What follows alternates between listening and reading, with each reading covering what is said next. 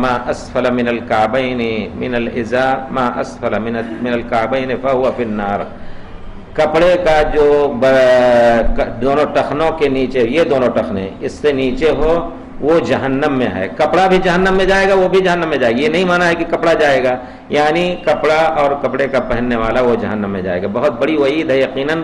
اور جو کہتے ہیں کہ یہ صرف اس کے لیے ہے جو شخص اکڑ کر کے اور گھمنڈ سے کپڑے کو نیچے کرے۔ لیکن ایک چیز یہ بھی سوچنے کی ہے کہ شریعت میں ہر اس غلط چیز سے ہر غلط چیز سے منع کیا ہے، یا ہر اس چیز سے منع کیا ہے جس سے غلط چیز کی مشابہت ہو رہی ہو۔ آپ جب اس طرح پہن کے چلیں گے تو کون آپ کو سمجھے گا کہ آپ نیک نیتی سے چل رہے ہیں؟ کوئی کہے گا کہ آپ بھی گھمنڈ کر کے چل رہے ہیں، کپڑا نیچے کر کے۔ تو بہرحال یہ کپڑا نیچے کرنا کسی حالت میں جائز نہیں۔ آج کہیں مسجد میں ہم لوگ نماز پڑھی تو امام صاحب نے ایک تاکید کی، کہتے ہیں بھائی کپڑے آپ لوگ اپنے پتلون وغیرہ یا پیجامے ٹخنے سے اوپر کر لیں۔ تو کم سے کم بیچارے اس وقت تاکید کر دی کہ نماز میں خلل نہ ہو، لیکن عام طور پر مسلمان کا پیارے رسول نے فرمایا ازرۃ المؤمن الی نصف الساق، ایک مومن کا، ایک مسلمان کا کپڑا تہبند وہ آدھے پنڈلی تک ہوتا ہے۔ فإن نزل فإلى الكعبين، اگر اس سے نیچے اترا تو کعبین تک۔ وما اسفل من الكعبين فهو في النار، یہ تفصیل کے ساتھ آپ نے 3 مراحل بتائے، کہا کہ اس سے نیچے جو جائے گا وہ جہنم میں ہوگا۔ اس وجہ سے ہمیں جی نہیں، بخاری شریف میں ہے، کتاب اللباس 10ویں جلد، کتاب اللباس 10ویں جلد میں آپ جا کے دیکھیں انشاءاللہ۔ جی وہ فتح الباری کے ساتھ 10ویں جلد۔ جی ہاں ماشاءاللہ، اللہ تعالیٰ یہ اس زمانے کی نابینا ہونا بھی بینائی سے اچھا ہے، دنیا کی برائیاں نہ دیکھے آدمی۔ اللہ اکبر۔ اللہ تعالیٰ بہرحال اپنی نعمتوں سے کسی کو محروم نہ کرے۔ اخلاص اور یقین کیسے پیدا کریں، یہ بہت ہی اہم سوال ہے۔ اخلاص اور یقین، اخلاص کہتے ہیں کسی چیز کو اس سے جو آلائش ہے اس سے پاک رکھنا۔ ایمان اس میں کوئی شک نہیں، کئی درجے کے ہوتے ہیں۔ وما یؤمن باللہ اکثرهم الا وهم، آیت کیا ہے؟ الا وهم مشرکون، ایمان کے ساتھ لوگ شرک کی ملاوٹ بھی کرتے رہتے ہیں، نماز کے ساتھ کچھ اور دوسرے خیالات بھی گندے آ کر کے نماز کو خراب کرتے ہیں۔ تو اخلاص پیدا کرنے کا اللہ کا، صرف اللہ کا کی رضا مقصود ہو ہر کام کے لیے، تو وہی اخلاص ہے۔ اگر اسی کام میں، پیارے رسول نے اس کی مثال دی ہے کہ اگر کوئی شخص نماز پڑھتا ہے، نماز پڑھتے ہوئے اس کے دل میں یہ داعیہ آیا کہ نماز اپنی لمبی کر دوں، لوگ مجھے دیکھ رہے ہیں تاکہ سمجھیں کہ کوئی بڑا اچھا ماشاءاللہ اچھی نماز پڑھنے والا، یہ بھی شرک ہو گیا۔ من صلی یرائی فقد اشرک، دکھانے کے لیے جس نے نماز پڑھی وہ شرک۔ تو گویا یہاں اخلاص یہاں مارا جا رہا ہے۔ لیکن اگر وہیں آدمی اپنے طور پر نماز جس طرح پڑھ رہا تھا پڑھ رہا ہے اللہ کے لیے، تو انشاءاللہ، اور ایسے موقع پر بہت سے ائمہ کا کہنا ہے کہ جہاں شیطان اس طرح دھوکہ دے، وہ اگر لمبی کرنے کہتا ہے تو متوسط نماز کر کے جلدی سے فارغ ہو جائے تاکہ شیطان مرغم ہو جائے، شیطان ذلیل ہو جائے۔ یقین پیدا کرنے کے لیے ہمیں یقین رکھنا ہے۔ یقین کیا ہوتا ہے؟ یقین کی تعریف کوئی کر سکتا ہے؟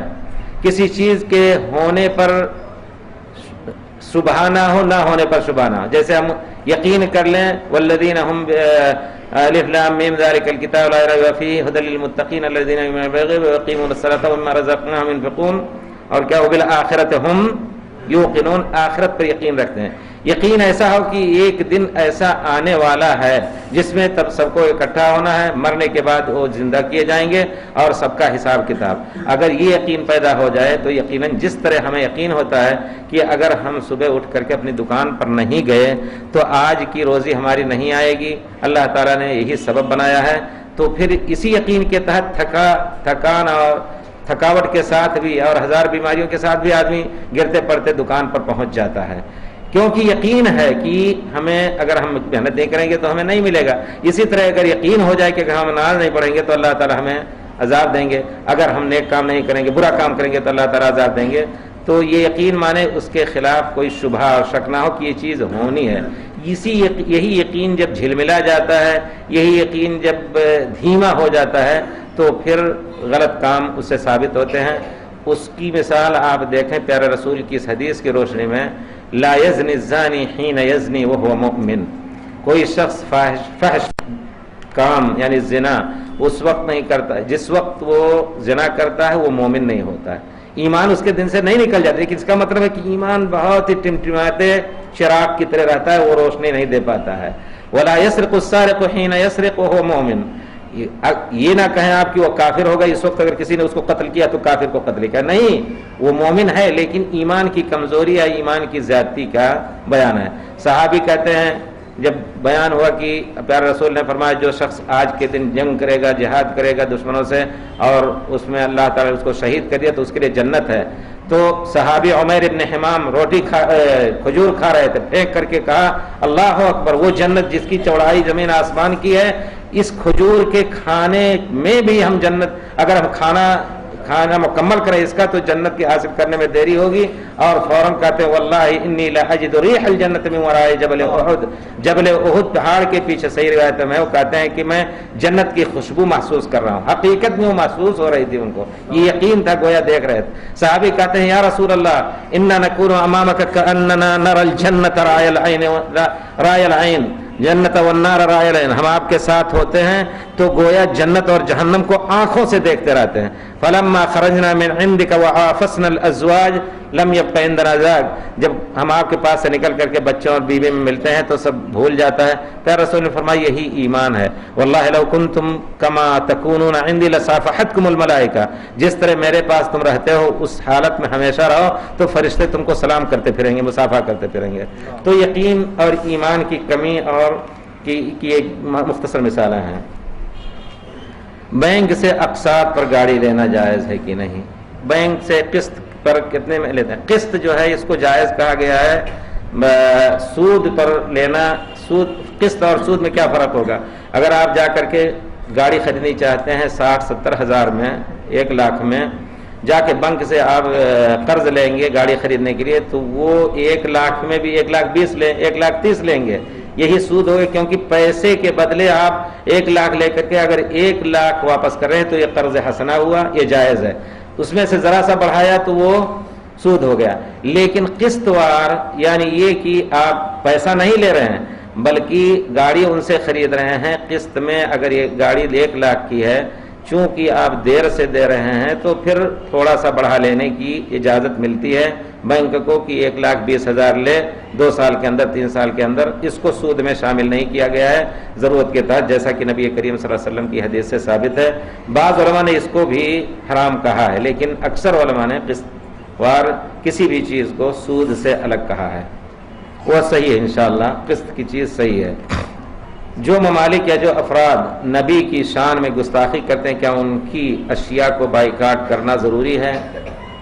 اگر ایسا آپ کے اندر طاقت ہو تو کرنا جائز ہے بلکہ واجب ہو جائے گا، لیکن طاقت ہے چند دن میں آپ خود بھوکے مرنے لگیں گے۔ اگر اپنی غفلت کی اگر حالت ہی قائم رہی، آئیں گے غسال کابل سے، کفن جاپان سے، خود ہتھیار نہیں بنا پاتے ہیں، خود اور چیزیں نہیں ہیں، کتنے دن تک؟ ایک معمولی پنیر جو ہے چیز وہ باہر سے ہالینڈ سے آتا ہے، کہاں تک آپ ان کو، اور جب بائیکاٹ کیا گیا تو انہوں نے انڈائریکٹ بھیجنا شروع کیا، انڈائریکٹ کسی دوسری کمپنی کے ذریعے سے، لیکن یہ کہ بائیکاٹ کرنا جائز ہے۔ حضرت ثمامہ ابن وسال رضی اللہ تعالیٰ عنہ جب مسلمان ہوئے تو دھمکی دی انہوں نے قریش کو کہ دیکھو اگر شرارت کرو گے تو ہمارے یہاں سے جو تمہیں میرا جو گیہوں ملتا ہے 1 حبہ بھی تمہارے پاس نہیں آئے گا جب تک پیارے رسول اجازت نہیں دیں گے۔ پیارے رسول نے اس پر رضامندی کا اظہار کیا، پھر آ کر کے انہوں نے سفارش لی پیارے رسول رحمت للعالمین۔ پیارے رسول اپنے مخالفوں کے ساتھ بھی رحمت تھے، آ کر کے سفارش کی کہ ہمارے بچے بھوکوں مر رہے ہیں، ثمامہ ابن وسال سے کہہ دیجئے کہ ہمارے پاس اپنے اناج بھیجنا جس طرح پہلے بھیجتے تھے بھیجنا شروع کر دیں، تو پیارے رسول نے کہا کہ بھیجو۔ تو اس قسم کی مثالیں مل سکتی ہیں، ایسا کر کے دشمن کو زخم دیا جا سکتا ہے، لیکن جب ہم خود اپنی موت مر رہے ہیں تو کیا کر سکتے ہیں؟ اللہ المستعان۔ غیر مسلموں کو اسلام کی دعوت کیا لازمی ہے؟ جی ہاں، لازمی اس معنی میں ہے کہ آپ اس طرح کی مجلسیں جمائیں، ان کو اگر ہمارا دوست ہے، آپ ایک دفتر ہے اس میں 10 آدمی کام کرتے ہیں، 10 میں تو کچھ آپ کے غیر مسلم ہوں گے، کوئی کرسچین ہے، کوئی اور ہے، آہستہ آہستہ اسلام کی چیزیں ان کو سمجھاتے رہیں. اسی طرح صحابہ کرام نے اسلام پھیلایا. یہ چیز ضروری ہے. لیکن اگر وہ کہتا ہے کہ نہیں ہم سب کچھ جانتے ہیں میں نہ یہ سب کہوں تو وہ الگ بات ہے کہ ایک عذر ہے. لیکن بہت سے لوگ یقیناً کان کھڑا کر کے سنتے ہیں جب آپ بتانا شروع کریں گے. میں ایک مرتبہ آ رہا تھا اپنے بستی سے گورکھپور سے ٹرین میں سوار ہوا اے سی میں, اور اس میں علی گڑھ کا ایک سکھ لڑکا یہ پہنے ہوئے تھا, جوڑا باندھے ہوا تھا. تو اس نے سامنے بیٹھا تھا, دیکھا اس نے تو کچھ حیرت دیکھ کر کے اس نے کہا آپ کہاں مولانا رہتے ہیں؟ تو میں نے کہا کہ میں مکے میں رہتا ہوں. ایسے ایک دم جیسے تل ملا گیا, سبحان اللہ. وہ آدمی سکھ تھا. اور اس کے بعد اس نے پوچھنا شروع کیا ہم ٹیلی ویژن بڑے شوق سے دیکھتے ہیں, مکے کا وہ منظر, حرم پاک ہم دیکھتے ہیں, حرم دیکھتے ہیں. یہ کہتا ہے علی گڑھ کا وہ اسکالر تھا. اس کے بعد آہستہ آہستہ باتیں ہوں. یقیناً اسلام کی فضیلت اس کے دل میں ہم نے ڈالی کہ اسلام زبردستی کسی پر نہیں کرتا ہے, اور اسلام کے نظام امن یہ ہیں. جب ہم نے بیان کیا بہت متاثر ہوا. اس کی عمر ہمارے خیال سے کم 26-27 سال رہی ہوگی. وہ کہتا تھا کہ میں کیا نام ہے اس میں MBBS کے آخری سال میں ہوں. اچھا خوبصورت نوجوان. اترنے لگا علی گڑھ میں دلی آ رہا تھا. واللہ اس نے مجھے یاد نہیں آتا ہے کہ 50 یا 100 روپے دیے. کہتا مکے میں جا کر کے کسی غریب کو یہ دے دیجیے گا.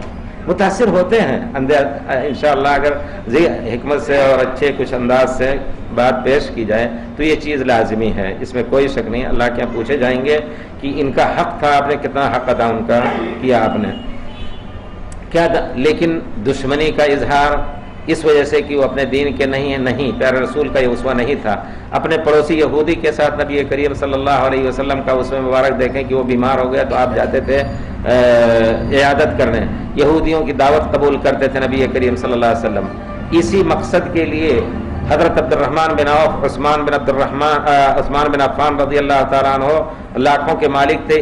200 اونٹ انہوں نے چندے میں دے دیا تھا, اونٹ کجاوے اور تلواروں کے ساتھ, تمام تیاریوں کے ساتھ غزوہ تبوک کے لیے. نبی کریم صلی اللہ علیہ وسلم کی وفات جب ہو رہی تھی تو آپ نے کسی یہودی سے قرض لیا تھا کچھ جو بچوں کو کھلانے کے لیے اپنے ازواج مطہرات کو, اور اپنی زرہ گروہ میں رکھی تھی یہودی کے پاس. کیوں؟ یہ بھی ایک بہت بڑی حکمت عملی اور حکمت دعوت ہے. حضرت عبد الرحمن بن عوف سے بھی قرض لے سکتے تھے, فلاں سے قرض لے سکتے تھے, لیکن ان کو اپنے طرف کھینچنے کے لیے, اخلاق حسنہ دکھانے کے لیے, اور ان کو اپنائیت دکھانے اور ان کو اپنا بنانے کے لیے. کیا دعوت و اصلاح میں کچھ فرق ہے؟ ہمارے خیال سے دعوت اصلاح کے لیے ہوتی ہے, اور اصلاح کے لیے دعوت کرنی ضروری ہے. دونوں کا چولی دامن کا تعلق ہے, کوئی ایک دوسرے سے الگ نہیں ہو سکتا ہے. اگر کوئی دعوت دے رہا ہے افساد کی تو دعوت افساد کی, لیکن ہم کہتے ہیں دعوت کا معنی کیا ہے؟ ادعو الی سبیل ربک, اصلاح کے لیے بلاؤ.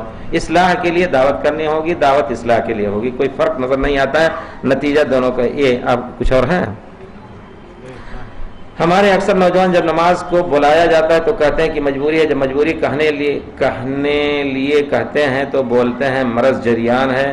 کیا مرض جریان میں غسل واجب ہوتا ہے یا نہیں؟ پیشاب کے قطرے نکلتے ہیں, اس کو جریان نہیں کہتے ہیں, شاید پیشاب کی بیماری سلسل بول کہتے ہیں.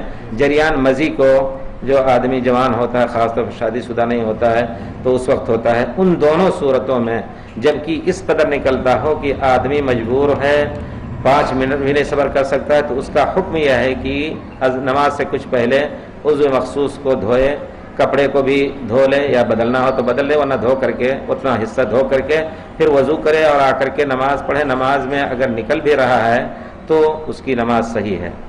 اسی طرح عورت کو استحاضہ, آپ جانتے ہیں عورت کو استحاضہ ہوتا ہے, حیض کے بعد مسلسل خون آتا رہتا ہے, یہی حکم ہے. سلس البول جس کا پیشاب بھی اسی طرح ہر وقت نکلتا رہتا ہے. اسی طرح سلس الریاح